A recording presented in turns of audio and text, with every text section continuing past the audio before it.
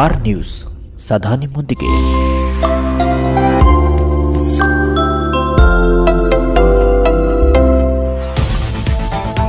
ಮೈಸೂರಿನ ಸರಸ್ವತಿಪುರಂ ಬಳಿ ಇರುವ ಸಾನ್ನಿಧ್ಯ ರುದ್ರಾಶ್ರಮಕ್ಕೆ ಮೈಸೂರಿನ ಉಡಿ ರಸ್ತೆಯಲ್ಲಿರುವ ಜೆಎಸ್ಎಸ್ ಕಲಾ, ವಾಣಿಜ್ಯ ಮತ್ತು ವಿಜ್ಞಾನ ಕಾಲೇಜಿನ ರಾಷ್ಟ್ರೀಯ ಸೇವಾ ಯೋಜನಾ ಘಟಕದ ಸ್ವಯಂ ಸೇವಕರು ಭೇಟಿ ನೀಡಿದ್ದರು.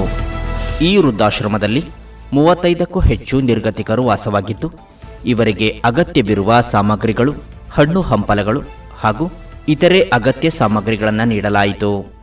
ಕಾರ್ಯಕ್ರಮದಲ್ಲಿ ಎನ್ಎಸ್ಎಸ್ನ ಸಂಯೋಜಕರಾದ ಸಂತೋಷ್ ಕುಮಾರ್ ಅವರು, ರಾಷ್ಟ್ರೀಯ ಸೇವಾ ಯೋಜನಾ ಘಟಕದ ಸ್ವಯಂ ಸೇವಕರಾದ ಅನನ್ಯ ಎಸ್ಎಂ, ಪ್ರನೂಷಾ ಎಚ್ಎಸ್, ಕಿರಣ್ ಆರ್ ಹಾಗೂ ಎಂ ಕಿರಣ್ ರವರು ಭಾಗವಹಿಸಿದ್ದರು.